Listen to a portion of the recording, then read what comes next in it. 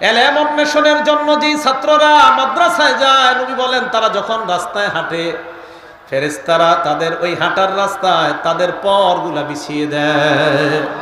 ওয়া ইন্নাল আলিমা লা ইস্তাগফিরু লাহু মান ফিস সামাওয়াতি ওয়া মান ফিল আরদ হাত্তাল হিতানু ফি জাওফিল মা।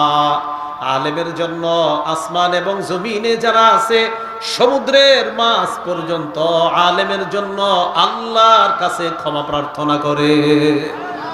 আলেমের জন্য আসমান জমিন এবং সমুদ্রের মাছ পর্যন্ত আলেমের জন্য ক্ষমা প্রার্থনা করতে থাকে। এরপর রাসূল আকরাম সাল্লাল্লাহু আলাইহি সাল্লাম বলেন, ইন্নাল উলামা ওয়ারাসাতুল আম্বিয়া, আলেমগণ হলেন নবীদের ওয়ারিস।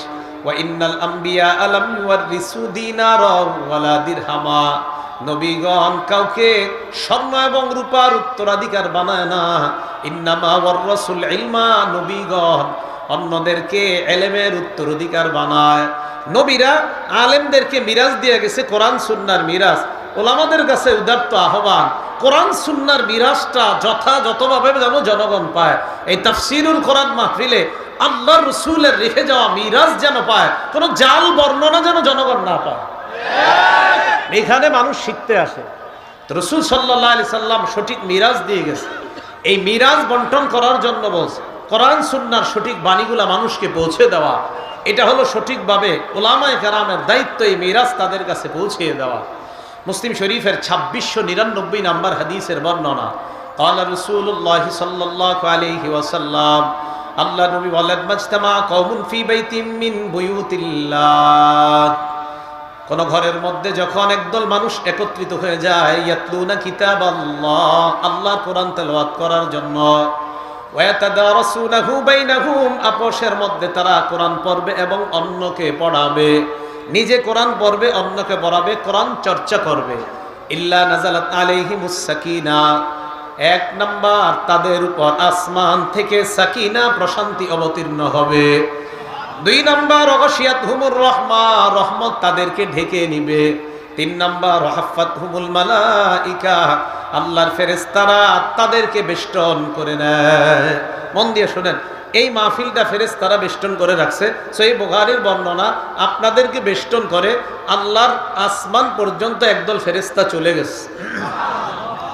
এখন কেউ যদি এখানে বসে মিথ্যা কথা বলে, ফেরেশতা 1 মাইল দূরে যায়। বলেন কয় মাইল দূরে যায়? এখানে বসে যদি কেউ মিথ্যা কথা বলে, ফেরেশতা 1 মাইল দূরে যায়। তিরমিজি শরীফের 1972 নম্বর হাদিসের বর্ণনা, ক্বালা রাসূলুল্লাহ সাল্লাল্লাহু আলাইহি ওয়াসাল্লাম, আল্লাহ নবী বলেন, ইযা কাযাবাল আবদু তাবাআদা আনহুল মালাকু মিলান মিন নাতনিমা জাআ বিহি, কোন বান্দা যখন মিথ্যা কথা বলে, ফেরেশতা তার মিথ্যার দুর্গন্ধে 1 মাইল দূরে চলে যায়। ফেরেশতারা আমাদেরকে বেষ্টন করে রাখছে। এখন এই জায়গায় বসে যদি মিথ্যা কথা বলি, তাহলে ফেরেশতা এখান থেকে চারদিকে কয় মাইল দূরে যাবে? 1 মাইল। তাহলে এখানে মিথ্যার কোনো সুযোগ নাই। বিশেষ করে এখানে বসে তো মিথ্যা কথা বলাই যাবে না। তিরমিজি শরীফের 2315 নম্বর হাদিসের বর্ণনা, ক্বালা রাসূলুল্লাহ সাল্লাল্লাহু আলাইহি ওয়াসাল্লাম, আল্লাহ নবী বলেন, ওয়াইলুল লিল্লাযী ইউহাদ্দিসু লিয়ুদহিকা বিহিল কওম ফায়াকযিব, ওই বক্তা ধ্বংস যেই বক্তা মানুষকে হাসানোর জন্য মিথ্যা কথা বলে। ওয়াইলুল্লাহ ওয়াইলুল্লাহ, রাসূল আকরাম সাল্লাল্লাহু আলাইহি সাল্লাম বলেন, যেই বক্তা মানুষকে হাসানোর জন্য মিথ্যা কথা বলে, ওই বক্তা ধ্বংস, ওই বক্তা ধ্বংস।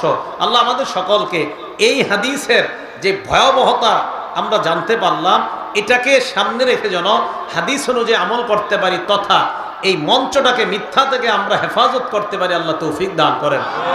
সহিহ বুখারীর 3267 নম্বর হাদিসের বর্ণনা, ক্বালা রাসূলুল্লাহ সাল্লাল্লাহু আলাইহি ওয়াসাল্লাম, ইউজাউ বির-রাজুলি ইয়াউমাল কিয়ামা, এক ব্যক্তিকে কিয়ামতের ময়দানে টেনে নেওয়া হবে, ফায়ুলকা ফিন-নার, জাহান্নামে নিক্ষেপ করা হবে।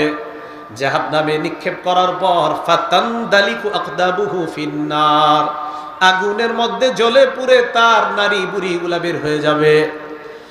ফায়াস্তামিউ আহলুন নারি আলাই, অন্যান্য জাহান্নামীরা তাকে দেখতে আসবে, মানে একে দেখতে আসবে অন্য জাহান্নামীরা, তার নারী বুড়িগুলা বের হয়ে যাবে, অন্য জাহান্নামীরা তাকে দেখতে আসবে। তাহলে কতটা ভয়াবহ অবস্থা। আসার পর যখন দেখবে তার নারী বুড়িগুলা বের হয়ে আসে, জাহান্নামীরা তাকে বলবে, মা লাকা ইয়া ফুলান, মা শানুকা, কি ব্যাপার, তুমি অমুক ব্যক্তি না? আলাম তাকুন তা'মুরুনা বিল মা'রুফ, তুমি না আমাদেরকে নেক কাজের আদেশ করতা, ওয়া তানহানা আনিল মুনকার, অসৎ কাজ থেকে তুমি আমাদেরকে নিষেধ করতা। তুমি ওই বক্তা না। কি ব্যাপার, তুমি ওই আলোচক না যে আমাদেরকে অসৎ কাজ থেকে নিষেধ করতা, নেক কাজের আদেশ করতা? তুমি না ওই লোকটা? তো উনি বলবে হ্যাঁ আমি। আল্লাহ আমাদেরকে এই জাতীয় আলোচনা করা থেকে হেফাজত করেন, যে আমরা যা করি যা বলি তা করি না এমন যেন না হয়।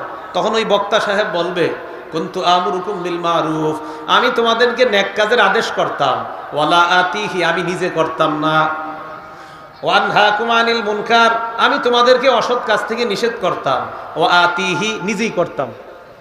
তাহলে মিথ্যা কথা বলা যে হারাম, এটা তো আলেমরা জানছে হাদিস থেকে। তো জানার পরেও যদি আপনাদেরকে এখানে মিথ্যা কথা বলে, এটা তো সঠিক হলো না। তো রাসূল আকরাম সাল্লাল্লাহু আলাইহি সাল্লাম বলেন যে এই ব্যক্তিকে কিয়ামতের ময়দানে টেনে জাহান্নামে নিক্ষেপ করার পর তার পেটের নাড়ি বুড়িগুলা বের হয়ে যাবে। রাসূল আকরাম সাল্লাল্লাহু আলাইহি সাল্লাম বলেন মারারতু লাইলাতান উসরিয়া বি আলা আকওয়াম, আরেক বর্ণনায় বি আকওয়াম, মেরাজের রাতে আমি একদল লোকের পাশ দিয়ে অতিক্রম করলাম। যাওয়ার সময় একটা কথা মনে পড়ে গেছে, বলে নেই। মেরাজ হয়েছে কোন মাসে? আপনারা বলেন কোন মাসে? বিমাকারিজা মিন নার, তাদের জিহ্বা, তাদের ঠোঁটগুলো আগুনের কেচি দ্বারা কাটা হচ্ছে। আমি প্রশ্ন করলাম মানহা উলা ইয়া জিবরিল, জিব্রাইলেরা কারা? জিবরিল আমিন জবাব দিলেন হা উলাই খুতবা উম্মতি, কারা আপনার উম্মতের বক্তারা। আল্লাযীনা ইয়াকুলুনা মা লা ইয়াফআলুন, তারা এমন কথা বলে যা তারা নিজেরা করে না। ওয়া ইয়াকরাউনা কিতাবাল্লাহ, আল্লাহর কোরআন পড়ে, ওয়ালা ইয়ামালুনা বিহি, নিজেরাই আমল করে না। তাহলে বুঝাইতে চাইলাম এলেমের আলাদা মর্যাদা আছে, এলেমের মর্যাদা দেওয়ার জন্য গিয়ে কোনো ভুলভাল বলার কোনো সুযোগ নাই। তিরমিজির 2617 নম্বর হাদিসের বর্ণনা, ক্বালা রাসূলুল্লাহ সাল্লাল্লাহু আলাইহি ওয়াসাল্লাম, আল্লাহ নবী বলেন মান খারাজা ফি তালাবিল ইলমি কানা ফি সাবিলিল্লাহি হাত্তা ইয়ারজিআ, কোন ব্যক্তি যখন আল্লাহর রাস্তায় বের হয় ইলমে দ্বীন শিক্ষা করার জন্য, কোন ছাত্র যখন ইলমে দ্বীন শিক্ষা করার জন্য বের হয়, আপনারা যখন ইলমে দ্বীন শিক্ষা করার জন্য রাস্তা অবলম্বন করবেন, নবীজি বলেন ঘরে আসার আগ পর্যন্ত এই ব্যক্তি আল্লাহর রাস্তায় থাকে। এই ব্যক্তি কোন রাস্তায় থাকে? আল্লাহর রাস্তায়। এগুলো হলো বিশুদ্ধ বর্ণনা।